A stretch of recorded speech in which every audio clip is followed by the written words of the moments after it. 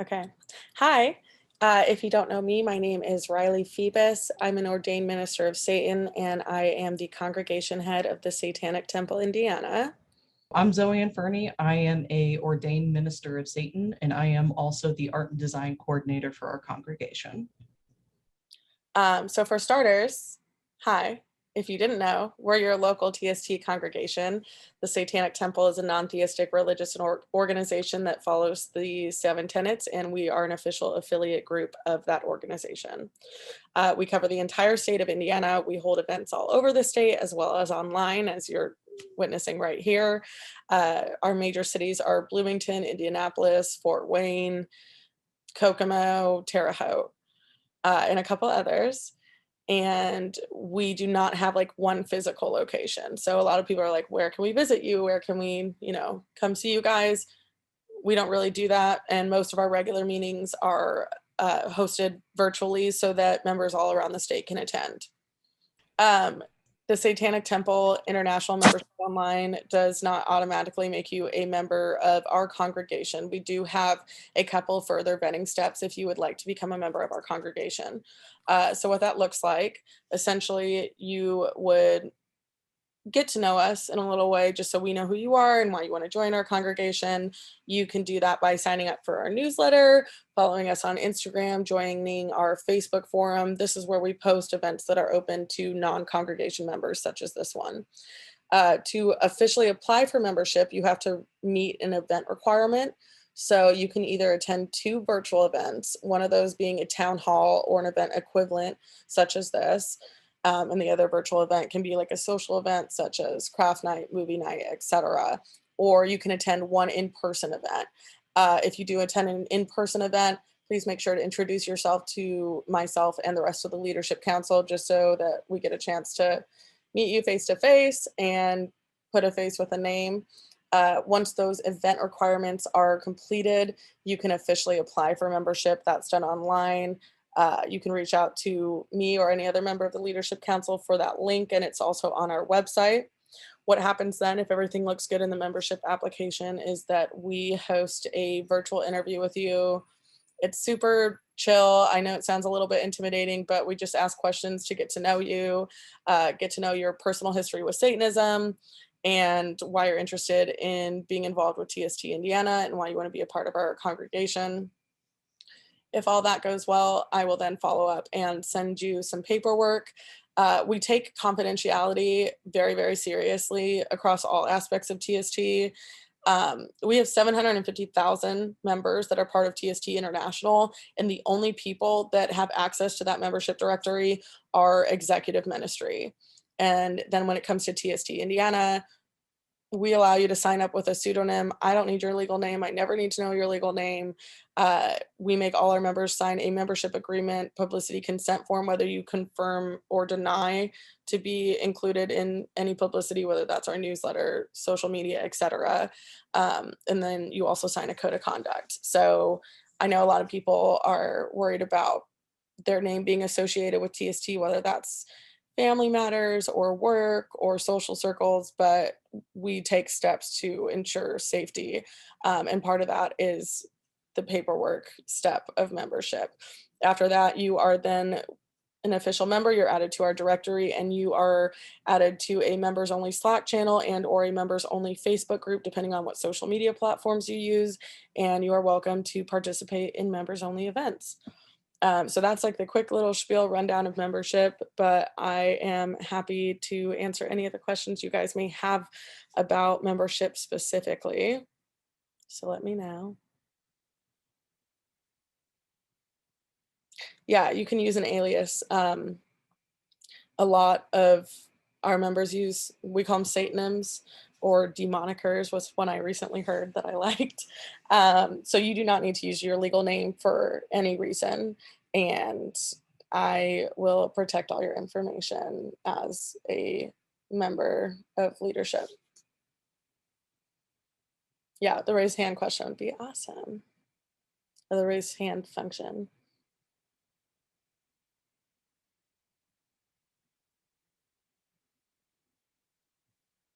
Or else I'm just going to keep talking.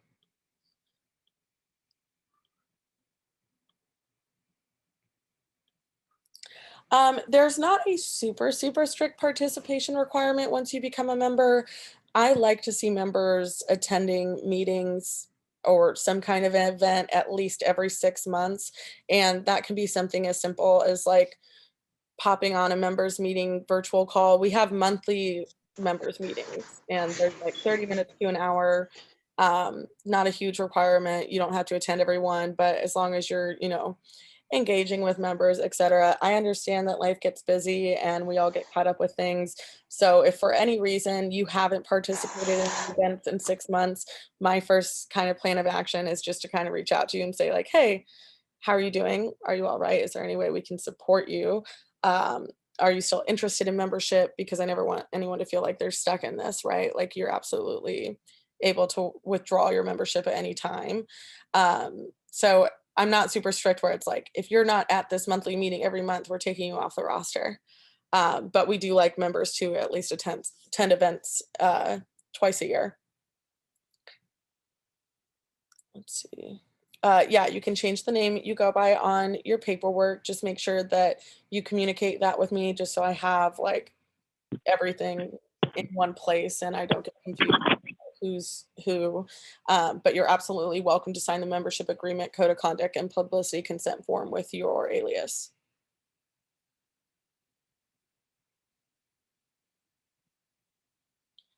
Okay, so Morgan asked, do different congregations require different amounts of social event attendance as well, or is this Indiana specific?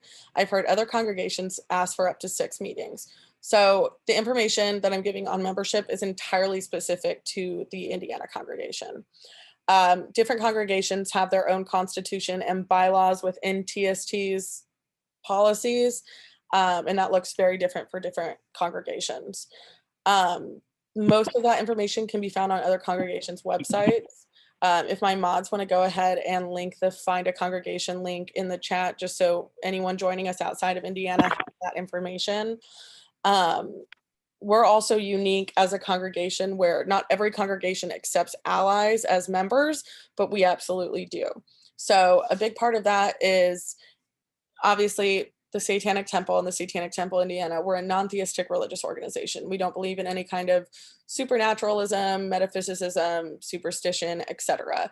However, as a congregation, we accept allies that necessarily don't identify as Satanists, whether that's pagans, Wiccans, and atheist, anyone of a different religion, as long as they support the 7 tenets and the missions of the Satanic Temple and the Satanic Temple Indiana.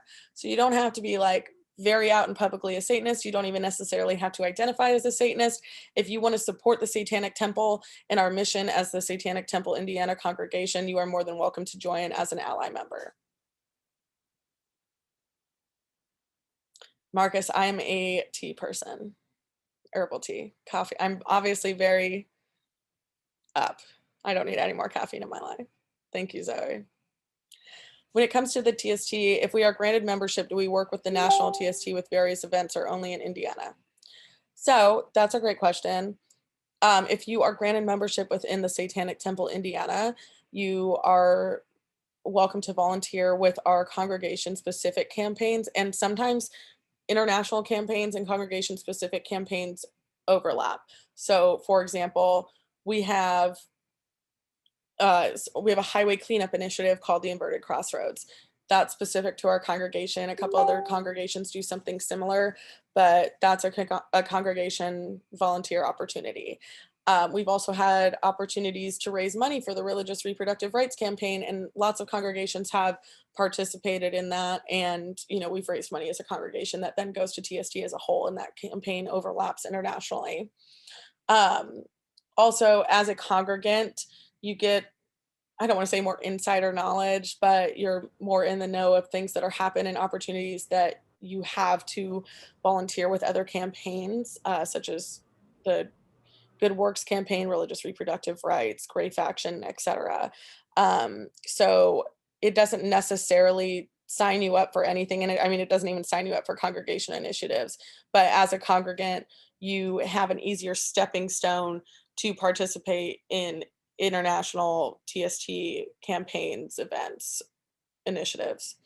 If you're interested, and I'll go into ordination in a little bit, but that's a big part of being a congregant is important to get to ordination in a lot of cases. Audrey said, "What personally brought you to Satanism?" Zoe, do you want to answer as well?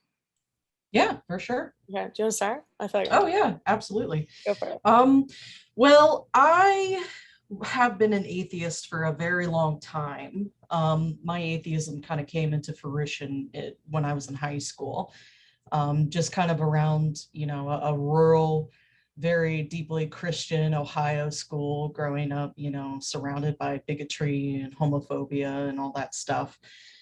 um and that kind of showed me that, hey, this isn't right. I don't believe in this stuff, so I'm an atheist. When I got to graduate school, I saw an article about the Satanic Temple and their Baphomet statue, and everyone was kind of, like, oh, they're just trolls, they're just doing this to make fun of other religions. But I had a gut feeling and I really resonated with it, and I'm like, well, there's no way that they're not going to do this unless they're serious. Because to do this is extremely dangerous. So there must be a reason that they're doing this. And it kind of just led from there very organically. I went to their website, saw what they were all about, and I'm like, wow, this resonates very deeply and very powerfully with me. And that's when I became a Satanist. Oh yeah, Hell yeah. I love that. Um, Zoe's an incredible person. I'm sure you guys have seen her art everywhere, and I always say she's like my backbone when it comes to TST Indiana, and we would not be able to do the amazing things we do without her. So, just a little hail Zoe because she's amazing. Oh, you. Thanks. So my story leading to Satanism, I grew up evangelical, was very involved in the church. My family was very involved with the church. Um, I'm a lesbian, and I was outed at 13, and I was actually kicked out of the church for being a lesbian. So I grappled with myself because I was like, okay, weird, because up until that point, I was like very into it and loved having the community I had in the church. And then I just kind of got whiplash and was like, oh, no, they don't want me. Um, and I was obviously very young. I It's a very complicated, long story, but I was homeless as a teenager and ended up getting indoctrinated into a new age cult and was subjected to a lot of cult abuse and psychedelic abuse and dealt with a lot of mental health issues because of that. I went through cult deprogramming and I've been out for a very, very long time and found a lot of comfort in atheism, but I still craved the community of religion. I craved something like the seven tenets, something like a congregation. I didn't just want to be an atheist in like individual practice. I needed people around me to bounce ideas off of and like have this kind of structure.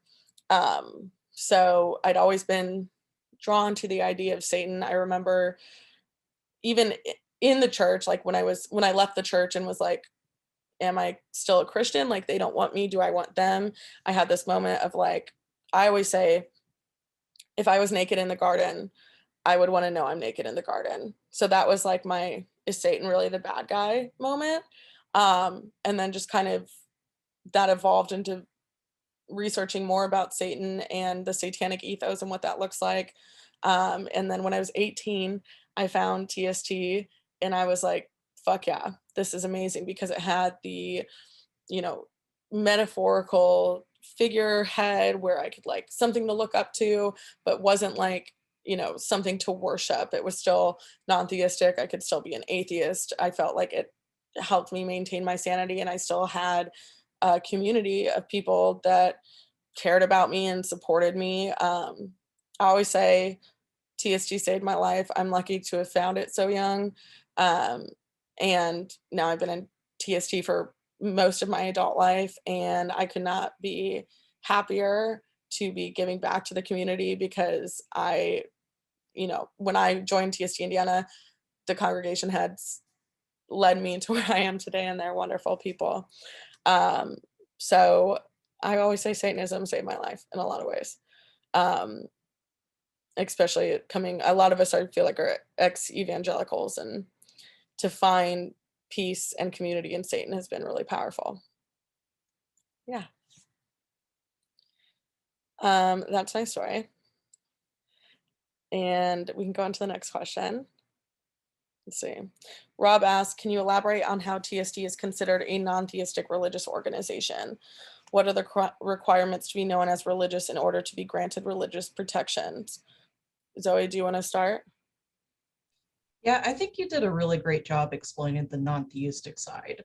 Yeah. Um, we don't we don't believe in anything supernatural. However, we do have a mythological framework in which we use as a backdrop for our ethos and for our morals. Um, as far as the second part of the question, I'm not entirely sure. Do you want to tackle that Yeah, or? I got Okay, you. cool. So what are the requirements to be known as religious in order to be granted religious protections? So this has been a huge battle since the inception of TST in 2013. A lot of people are like, well, you can't be a religion if you are non-theistic, if you don't believe in a god, if you don't worship anything, etc. How can you possibly be a religion? And we've always gone with the idea of, well, religion can and should be divorced from superstition. Religion is much more than that. Religion is, a moral guide. Religion is community. Religion is history. Religion is knowledge, etc. And we actually had a big breakthrough in this case on a Supreme Court level when it came to the Scottsdale invocation case. If you're not familiar, TST Arizona was called to, so the city of Scottsdale in Arizona, their town hall meetings, their city council meetings, they let religious organizations, religious groups perform some kind of prayer, invocation, etc. beforehand. And it's mostly been Abrahamic groups, Christian groups, like they've let some, mostly majority religion groups, right? Well, TST Arizona was like, well, we want to perform a satanic invocation before one of these meetings because that's our religious right. And they, Michelle Short was a big part of this, and Stu DeHaan, he's one of our top TST lawyers. They're incredible people. They were a big part of this case, and I would definitely urge you to go research them and the amazing work they did on this case, because I'm sure they can explain it much more eloquently than I can. Essentially, they got shut down and they were denied, and they lost the case to perform the satanic invocation before the city council meeting.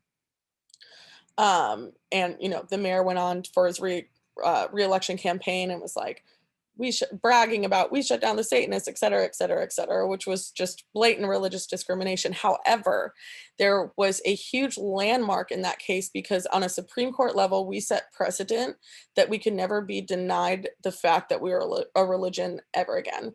We proved on a legislative level that we're a legitimate religion. So although we lost that case, we won a huge victory because legally no one can tell us we're not a legitimate religion. And this is extremely helpful in our other campaigns and legislative actions because we don't have to sit here and fight about whether we're a religion or not, because legally we are. We're also IRS tax exempt and federally recognized. So yeah, I hope that answers that question.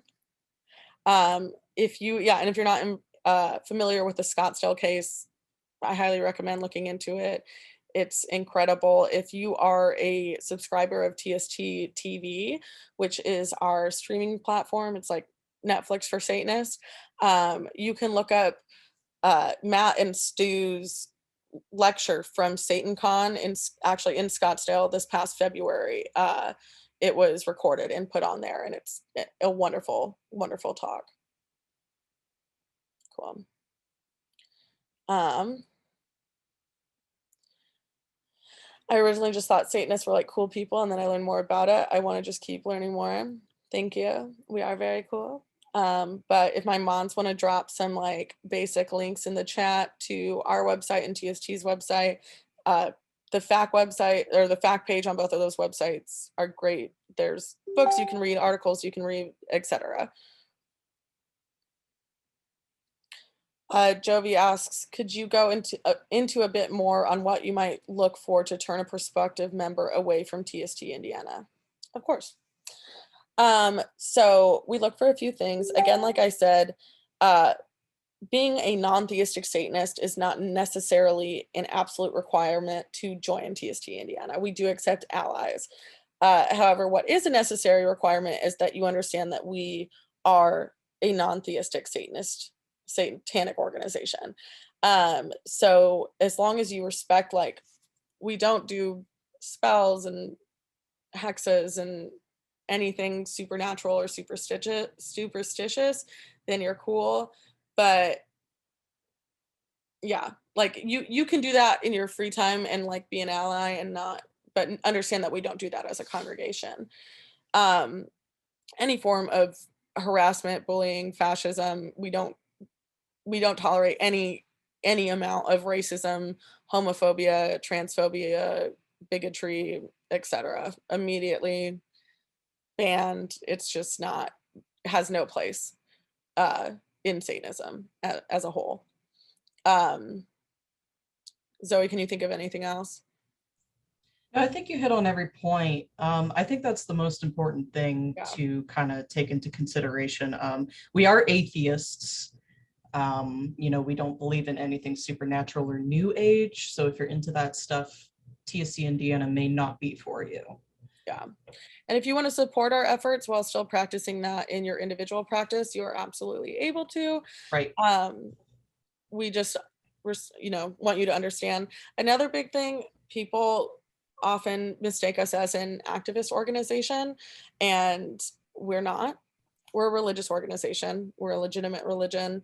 Um, and our beliefs, because they are oppressed beliefs, are inherently political, and therefore a lot of our actions are activist actions, but we're not a political group. We're not an activist group. We're a religion that, you know, by association essentially has activist actions. So that's a big thing also with, if you're joining TST to just like as a political organization, it's not, might not be the best fit for you. But we still appreciate the support and inquiry. Let's see, let me scroll down.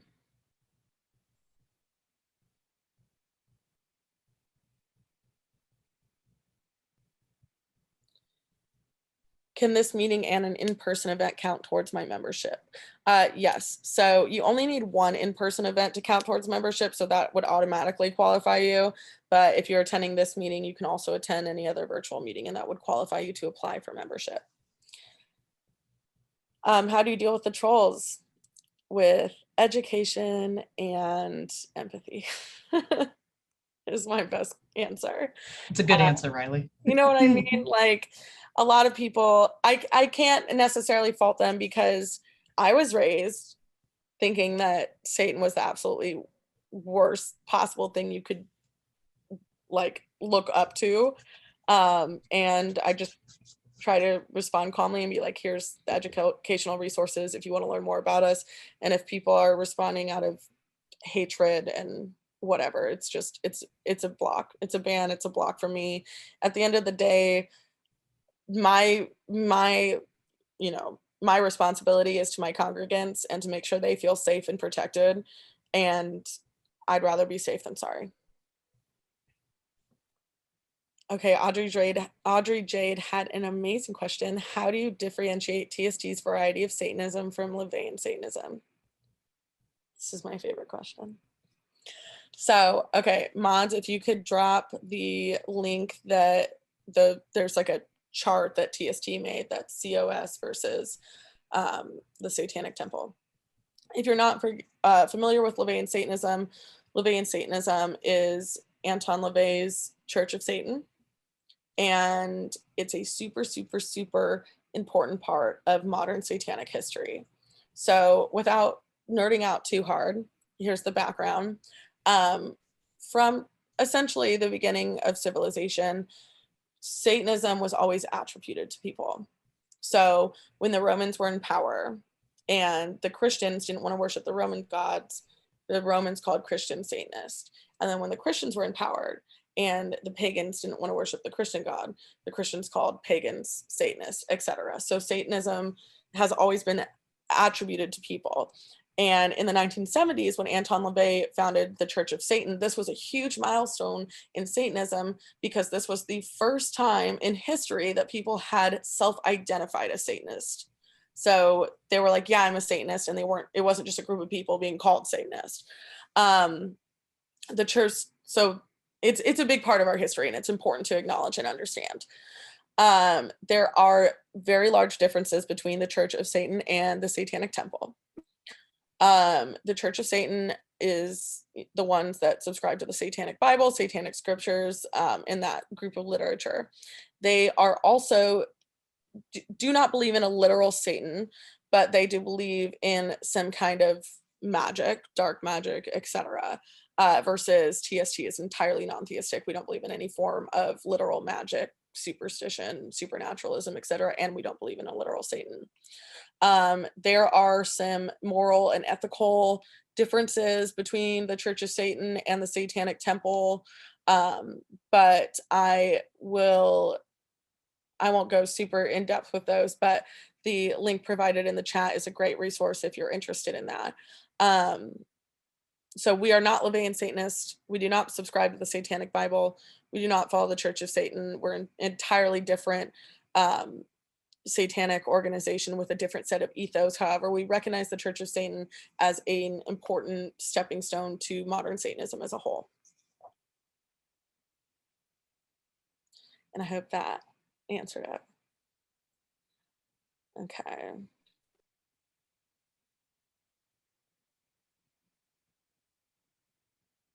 Yeah, we don't endorse any political parties. Morgan said, I'm personally Luciferian, but Luciferian moral codes are extremely similar to TST, which is what drew me in. Yeah, so like I said, and this is not speaking for any other congregations, but the Indiana congregation specifically does accept allies as members. So if you're pro TST, pro Seven Tenets, pro our initiatives, and you want to help support that in any way, even though you're not a temple Satanist, you're welcome to get involved.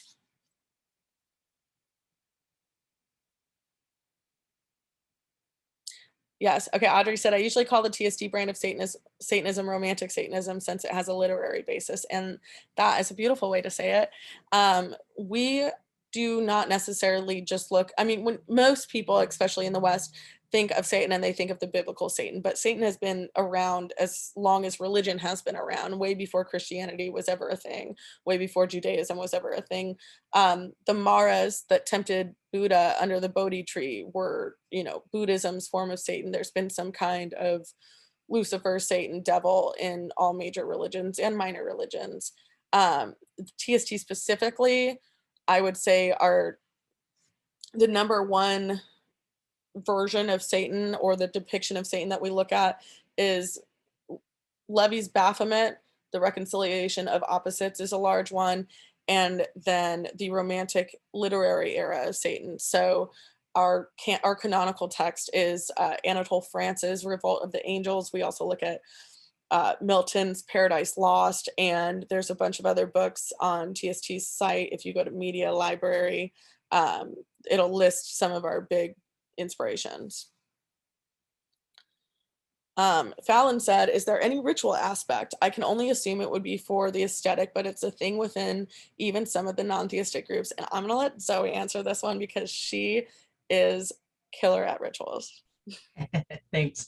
Yeah, that's a great question. We are actually in the process of reviving our ritual committee.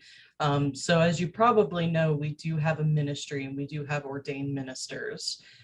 Ritual to us is very important, even though we are non-theists. There's still a deep psychological need for ritual and for community. So that's something we incorporate into our religious practice. And basically, rituals are catharsis. They're a place to express extreme emotion and to have what LaVey called in the Satanic Bible as psychodrama. And they're fun. They're like plays. You get to go and do crazy shit, and who wouldn't want to do that? So yeah, we do have some rituals planned in the future, which is very exciting. Yeah, if anyone wants to ask me like a specific question relating to a specific ritual, I'd be more than happy to answer. Cool.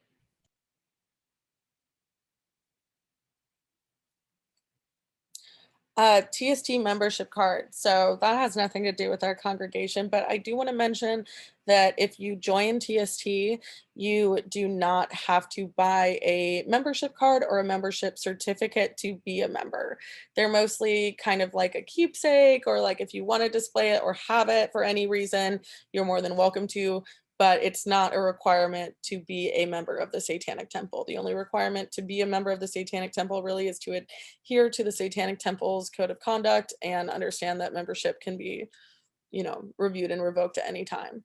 If you are interested in getting a membership card or certificate, you can go to TST's Shop Satan.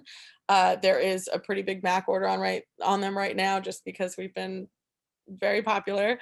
But they keep people updated on shipments and how long it's going to take to get those. And look, and Zoe already put the link. I love that. Yes, let me grab a link to the cases real quick. I put the link from the TST website, the one that says legal action. I think that's a list of all the cases that we have Oh my currently. gosh, you guys are so good at this. I can't even keep up. Okay. Common types of rituals. And you guys I saw you guys during Pride, but you guys are done for the day. Oh, okay. So unbaptism, my fave ritual for sure. Unbaptism is a ritual, again, a metaphorical psychodrama ritual, um, essentially freeing yourself of previous religious indoctrination. A little bit of, and that ritual looks different for different ministers. A lot of ministers write their own custom rituals, but a basic breakdown of that ritual is usually having your hands bound and reflecting on your previous religious indoctrination, what that did to you, what that meant to you, whether you were blinded or brainwashed as an adult and turned to it, or whether you were baptized as a child against your own free will or without any informed consent. Um, and so it's a reflection process, and then it's a breaking of those bonds. So usually your ministers leading that will ask questions like, do you declare yourself the master of your own fate? Do you free yourself from your bonds? Things like that. We've done, so Minister Zoe and I did a few unbaptisms at Pride, and it was super powerful and wonderful. I also am a caretaker for the estate, and I coordinate the boutique for satanic weddings in the Satanic Chapel. So I'm pretty involved with weddings, divorce rituals, etc. There's satanic funerals, gender affirming rituals, infernal baptisms, which are different than unbaptisms. Unbaptisms are like removing yourself from previous religious indoctrination. Infernal baptisms is like being baptized in the name of Satanism, which is pretty cool. Yeah, those are, I would say, Zoe, did you want to talk about like the pentagram ritual or Black Mass? Yeah, I think you hit on the most common ones. The Black Mass is probably the most notorious one. Yeah. The Black Mass, ooh, there's so much history behind that. I'm having trouble like trying to summarize it in my head. But essentially, it's supposed to all be about blasphemy and heresy. It's an inversion of the Catholic Mass. So it's this big catharsis where everyone goes in and just kind of really revels in their Satanism and in their blasphemy. So that might be fun to do in the future. The pentagram ritual is, I know that's your baby. I know. Okay, so the pentagram ritual is cool. The pentagram ritual, essentially, you have 5 different people in either different parts of a neighborhood, state, city, etc., and they're at points that form an inverted pentagram, and each point recommend or represents the different elements. So you have air, earth, fire, water, spirit, and there's 5 different rituals that happen at the same time, and it's kind of just like a ritual encasing that area. We have a very fun take on the pentagram ritual in the works that will be recorded and posted. So keep an eye out for that because that'll be fun. Okay, moving on. Personal question. Various family and friends get turned away by the mention of Satanism, quick to claim they are baby killers and devil worshippers. How do I explain that that isn't true and, in fact, the far opposite? So, this is obviously looks different for everyone. It's a different level of safety for different people on how out you can be. I personally have been out as a Satanist publicly for about 6 years, including out to my family. And my family's very religious, and it was many years of them either not wanting to talk about it, not understanding it, fearing for me, we're praying for you, etc. Um, I had a big breakthrough recently where, I was like, "Hey, I got this promotion within TST and I'm so happy and blah blah blah." And my mom's like, "Well, we hope you're just gonna come back to God one day." And I looked at her, I was like, "Can you imagine if I said that every time you went to church and was like, well, I just hope one day you'll wake out of your delusion." And if you're close enough with your family or friends where you can kind of like reality check them like that and be like, "Hey, can you imagine if I talked about something you were really excited and involved with like this?" That might help them a little bit. But other than that, I would just say informing them. I would focus on like um, measurable actions, such as, well, this congregation raised this many products for menstruating with Satan, or they raised this much money for this initiative or this organization. Um, that kind of helps them get out of their head of what it means conceptually and what it means actionably. Um, would help, but also at the very end of the day, prioritize your safety because there's people out there that don't really care what we actually are and what we actually do and what we actually represent, and just want to be hateful for no reason. So I would my biggest advice is to provide measurable information um, that they can't dispute with ideas or beliefs. Do you have any resources you recommend for baby Satanists who are interested in learning more about the day to day Satanist life? I have the most random questions all day, every day. Yeah. Okay. So, mods, if you'll drop the links to our Tuesday and Saturday services, that would be awesome. Every Tuesday, the Satanic Estate holds Temple Tuesdays, and one of our ordained ministers of Satan leads a talk. It lasts about an hour, and then there's different breakout rooms in the estate. There's sober faction, uh, dark arts and craft room, which Zoey is a big part of. And that's a great way to meet Satanists from all over the globe, Temple Satanists, get to know the ministers internationally, and do a bunch of cool stuff. And then TST TV, not and that is a paid subscription, but not only do they have a bunch of cool different, media, TV shows, etc., but they also hold Saturday morning services. Um, and but Temple Tuesday at the estate is free. You can donate if you'd like, but if a financial barrier is not an option, it's free to attend and it's super awesome. So if you guys could post the links to the Satanic Estate and all that, that would be awesome. I would say that's the best way to like get to know each people and learn different facets. If you're in Indiana, join our Facebook forum. If you're not in Indiana, um, join your local group on Facebook or Instagram. Do some research, but I would say Temple Tuesdays at the estate are killer. Uh, how do we know when an baptism will happen? Same questions with infernal baptisms. And how do we get involved in caretaking? So, with our rituals, so a lot of times, I would say most of our rituals are members only. And we are trying to do more public facing rituals. It is, obviously a different level of liability and a safety issue. As a member, we do at least annual unbaptisms for free of cost for any congregants. And we will always post like the same way you found out about this event is pretty much where we would post about public facing rituals. So the Facebook forum and newsletter are going to be your number two resources for that. If they're not already posted, go ahead and post the Facebook forum link And if you're not a member of that and you're on Facebook, definitely join. And if you join the Facebook forum, please answer all the questions for membership. When you hit join and it pops up those little questions, answer those so that we can approve you. How do we get involved in caretaking? So caretaking for the estate, I don't have a great question for that. I was involved with TST for like 5 years before I was introduced to that position. But if you are interested in getting more involved with the congregation or any factors of TST, I would just say show up to events, get to know people, talk to people, um, get a really good understanding of what goes on, and then just be on the lookout for any opportunities. People will post like, hey, can someone help me with this? And, but the biggest step with that is getting to know people and making connections in our networks. Has the Indiana TST considered getting a physical space?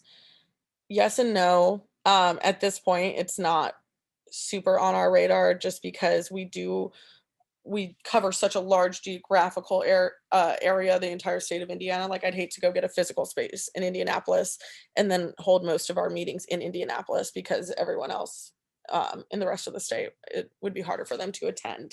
Um, but we do, we have venues that we work with that we are developing relationships with that we would like to have more regular events at.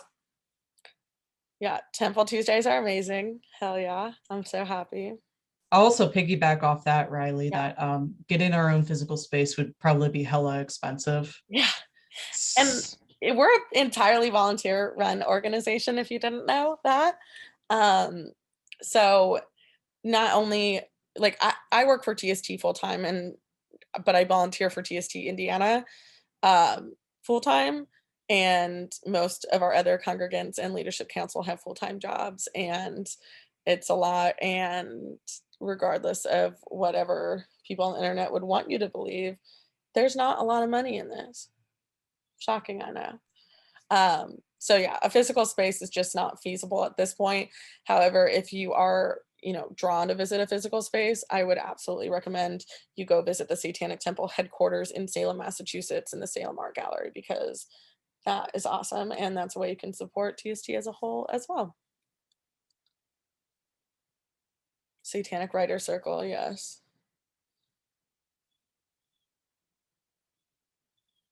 Sorry, I'm trying to catch up on these chats.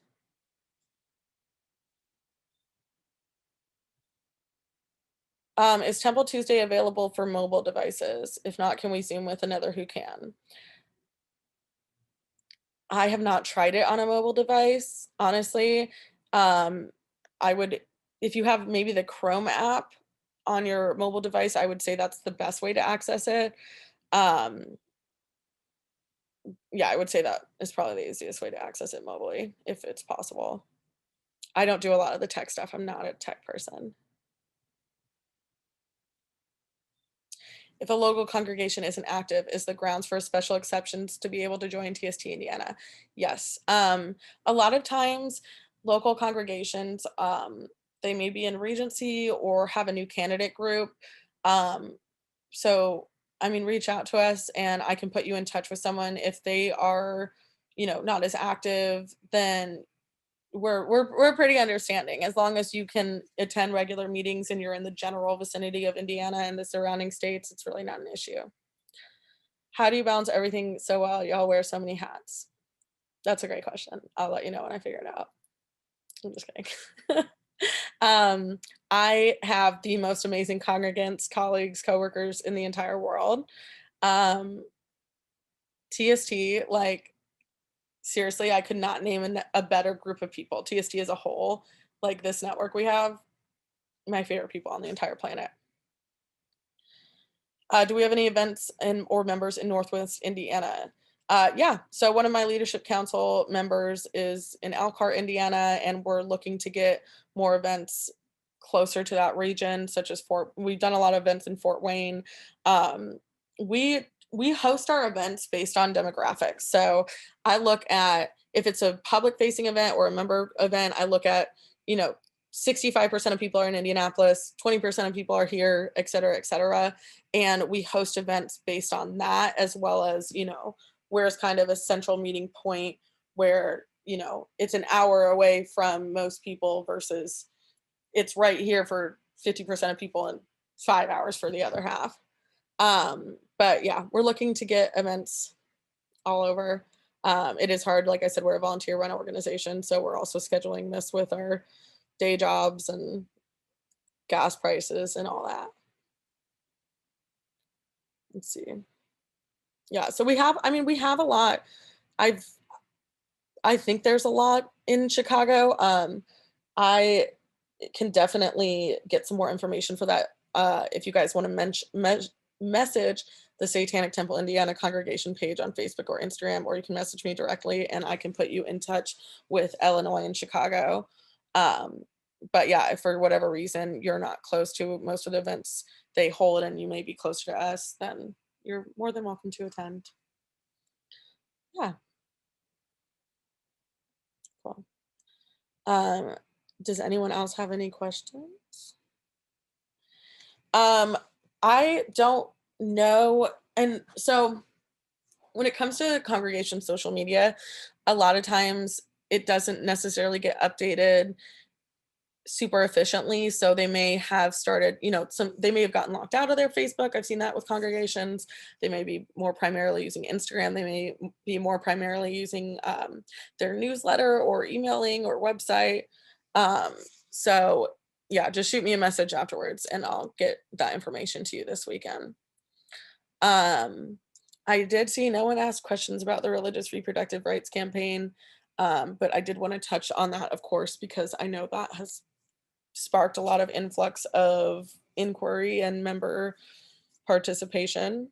Thank you, Briar. So I'm going to read this quote from the director of our religious reproductive rights campaign, Erin Hellion. She sent me this directly, and I just wanted to share this with you guys. So I'm going to read it to you from Erin. The news that Roe v. Wade has been overturned is extremely distressing. The Satanic Temple has nevertheless positioned itself to protect religious abortion access for our members. In states that will continue to provide abortion services, we will continue to take steps, including legal action, to ensure our members do not have to endure hindrances to immediate access. That includes waiting periods and unnecessary medical procedures. In addition, we will continue to demand that states do not require medical practitioners to withhold medical information or that patients are not forced to bury or cremate fetal remains. Lastly, in states that require mandatory abortion counseling documents, we are providing our own counseling, which we are demanding be recognized by states as a valid alternative. In states that outlaw abortion but grant exceptions for instances of incest or rape, then consistent with the Supreme Court's ruling in Fulton versus City of Philadelphia, TST members should be permitted a religious exemption to perform TST's religious abortion ritual. We will likely have to sue those states to affirm our civil rights, but the law is clearly on our side. You can read about our current lawsuits here, which is the satanictemple.com/pages/legal-action, which they dropped in the chat earlier. States that outlaw abortion and do not grant exceptions present more significant challenges, but TST has a number of plans that we will be undertaking quite soon. First, we will be suing the FDA to permit TST access to the abortion drugs that I should be able to pronounce but can't, for use under medical supervision as a part of our religious or abortion ritual. This request is being made under federal RFRA. Unfettered access to those drugs would be a considerable step towards enabling TST to perform our abortion ritual without government interference. Again, the law is clearly on our side, but we are gearing up for a legal battle. Lastly, TST is researching the possibility of creating religious abortion facilities. We will provide more information about this plan as it develops. If you're interested in volunteering, please don't hesitate to reach out to us. We are committed to assisting our members and we appreciate the loyalty and support we receive. So that's the main message I have from the Religious Reproductive Rights Campaign. This is obviously an international TST campaign and the most up-to-date information can be found on their website. But if anybody needs help getting in touch with them, please don't hesitate to reach out to our congregation or myself personally, and I will get you in touch with them because I know that, this is unprecedented times and it's very urgent. Thane asked, what would a gender affirming ritual involve? I personally have not done one yet. I would love to do one. But honestly, I think most ministers would just write that after a consultation with the person receiving the ritual. Nick said, when we apply for membership, how can we show that we attended the 2 virtual events or 1 in-person event? So Breyer said, attendance is taken, and then yeah, on the application, it'll give you the chance to say, I attended, this event on this date, etc. Yeah. Okay. Do you guys have any more questions? A destruction ritual for dead names would be super, super, super cool. I love that idea for sure. That's an awesome idea.